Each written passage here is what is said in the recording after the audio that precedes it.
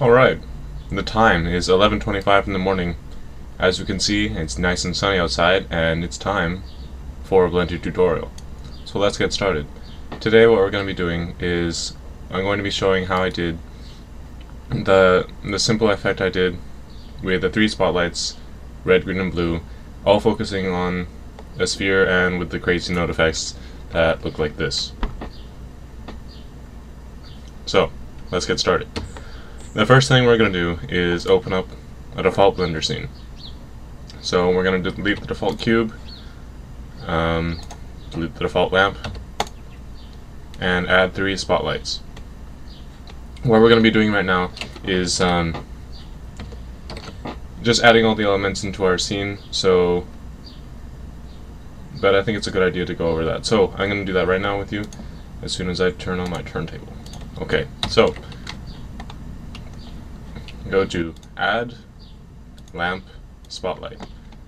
Right now it's pointing down, so I'm going to turn it up so that it's facing the right way. I'm going to push R, X, and 180. So that rotates it about the X-axis 180 degrees. Now let's go in and change some spotlight settings. So under Object Data, most of this we're going to leave how it is, except that we're going to put the fall off to inverse linear, the distance to 20. I'm going to show the cone. I'm going to turn on halo, and the halo effect is what lets you actually see the beam of the spotlight in the air, as if the sky were polluted with fog or bits of dust or something like that. In order to get the spotlight to be stopped by whatever objects it comes across, we need to turn the step up to 1. You can turn the step higher, but the higher you go, the worse it looks because you get artifacts and weird things like that. The last thing we need to do is change the size to 30 degrees. And I'm going to scale this down now. Hold down or push S and then drag the mouse in to make it smaller.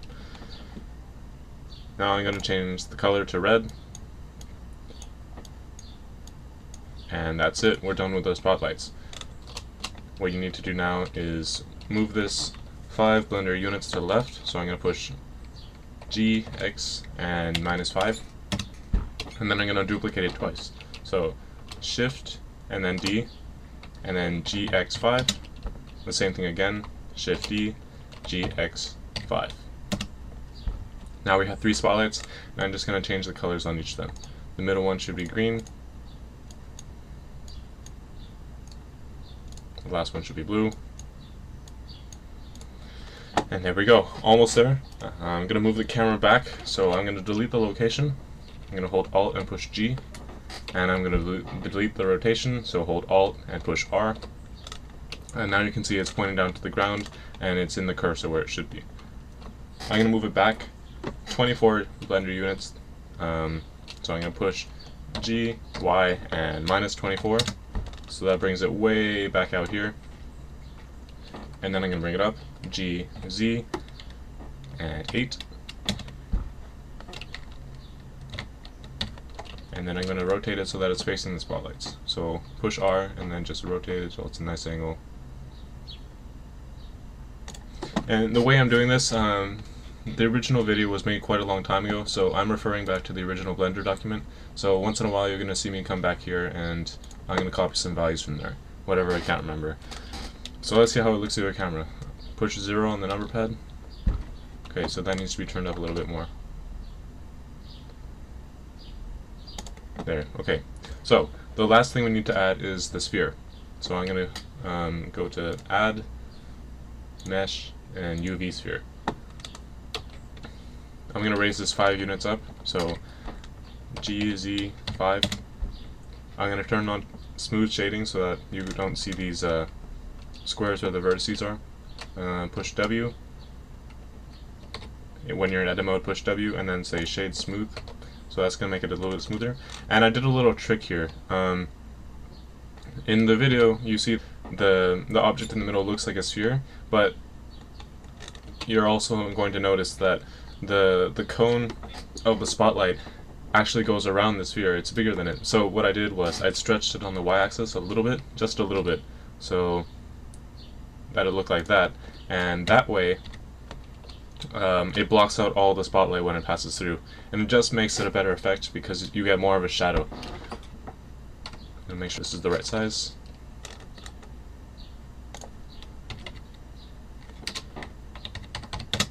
There. Okay, perfect. So now that we have all our objects in the scene, there's one more step.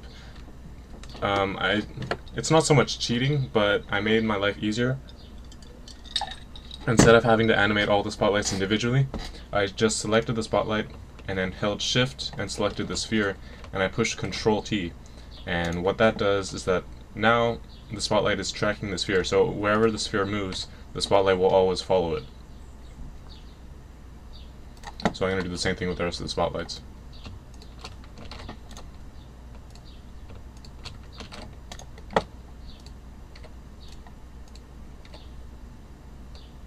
So that makes my life a lot easier when we go to animate this in the end.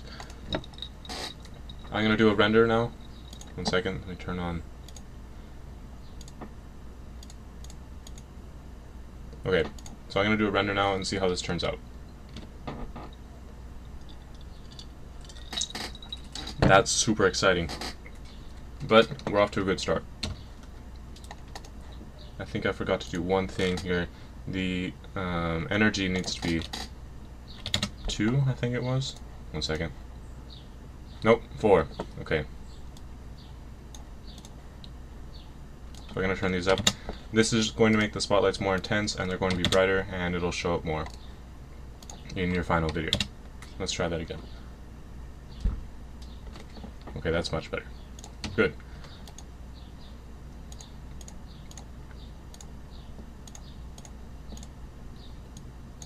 These settings I'm changing right now will just make the final render look better. I'll explain them more later. We need to add a material to our sphere, so I'm going to go here to the material pane. We're going to click new.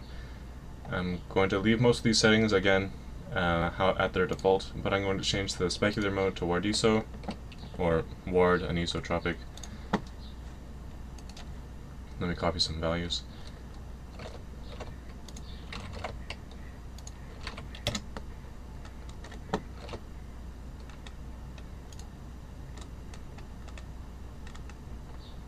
So it needs to be transparent, ray trace, translucency 0.2,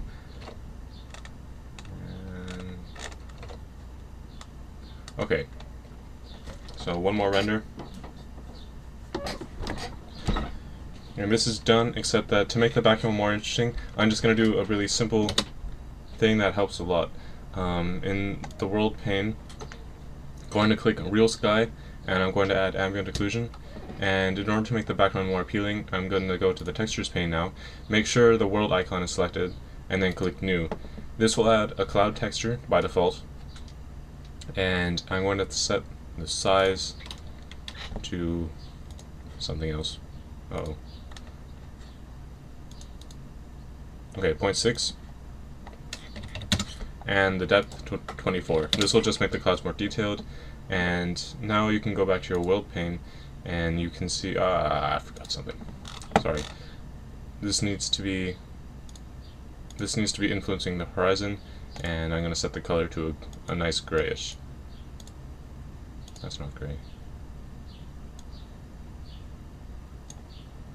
There.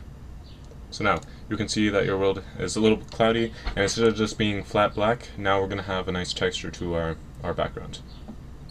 I'm going to make it dark though.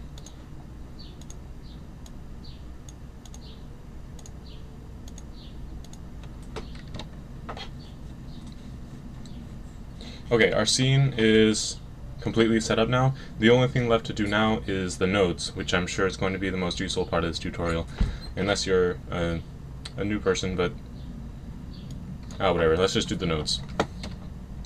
Okay, so what nodes do is they allow you to have a lot more control over the final appearance of your scene. I use nodes in this case to add a little bit of glow and just make the thing more interesting overall, because without the nodes it looks kind of flat, kind of boring. So let's go ahead and do that. I'm going to go here. I opened a new Blender whatever section thing window, And I'm going to go here, I'm going to click Node Editor, and then I'm going to go to Composite Nodes, which is the rightmost button. I'm going to say Use Nodes, and zoom in. Okay, and so what we have here is the render layers node is what comes out of Blender. Like, it's what we were rendering before, it goes into this render layer patch node thing. And so we have to delete this link. I'm going to hold Control and drag across so that cuts that link in two. And we're going to add 3 nodes all of the same type. So go to Add, Filter, Glare, Add, Filter, Glare, and another one, Add, Filter, Glare.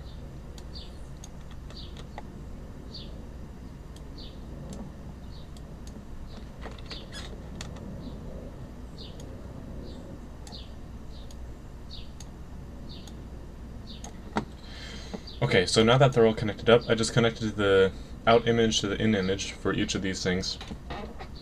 The first one needs to be changed to ghosts and change the quality to high. The second one, leave it at streaks but change the quality to low.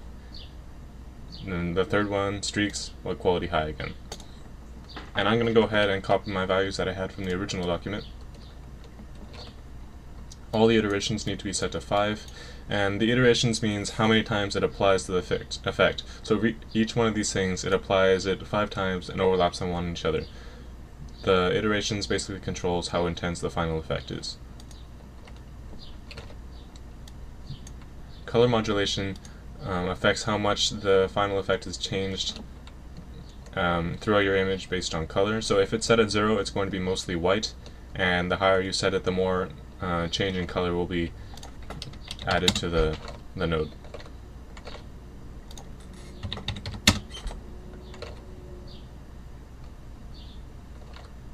Threshold 1.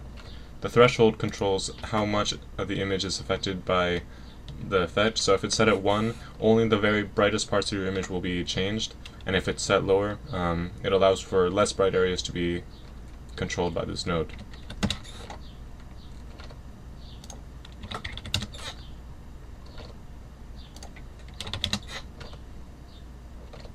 The number of streaks is pretty self-explanatory. The higher it is, the more streaks we'll have. The fade controls how wide the effect is. So the higher you set the number, the more stretched out and the more prominent your glares will be. So now that this is set up, I'm going to drag the alpha over here and connect the Z. And I think this should work. Let's cross our fingers. Here we go. You have to go back to the render panel, and under post-processing, make sure that compositing is checked, and that will let Blender know to go into here and use these nodes that you just set up. So let's go try to render it.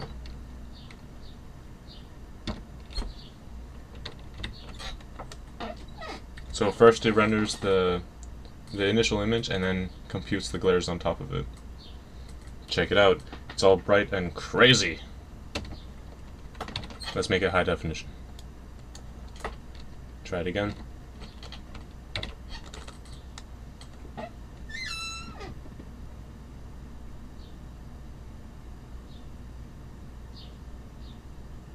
This might take a little longer because my computer is recording the screen at the moment, so it's a little occupied.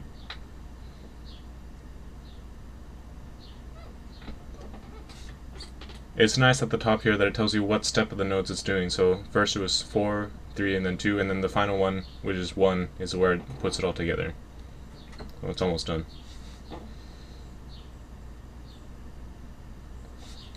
Okay, so that's all the steps I did. If you want, you can message me. I'll try my best to answer everything because I really like helping people. So if this tutorial helped you, I would really appreciate it if you let me know. But otherwise, happy blending and have a nice day. Here's one last render.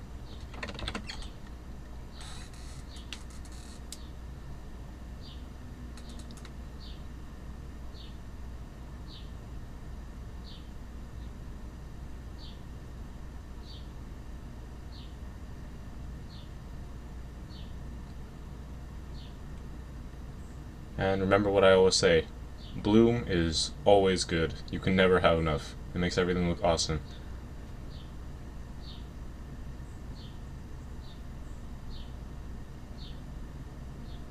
Alright.